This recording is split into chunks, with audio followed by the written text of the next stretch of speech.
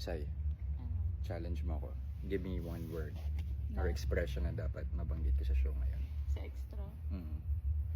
Yung safe for work dapat. Pabebe. Pabebe. Challenge accepted. Have you ba ever na maging piloto? Oo, kasi nung binig ako sa aeroplano, gusto ko lumipad. Ikaw? Same sis, dahil 800 ang grado ko. But also, siguro sa FA naman, yun nga yung flights kasi, pero kulang naman tayo sa high. Taasan mo na lang yung hits mo. Ikaw, Captain Jess. Bagay sa'yo, Yes. Captain Jess. Hindi, sa totoo lang, up to mga 2 years ago, pinag-iisipan ko mag-enroll sa pagpipiloto. talaga? Na medyo, nagdalawang isip lang ako kasi medyo pabebe yung budget ko.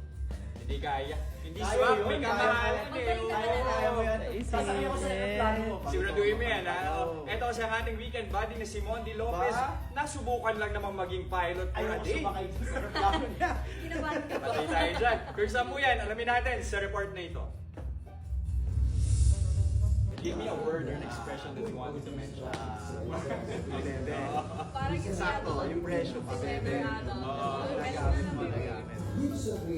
Ano,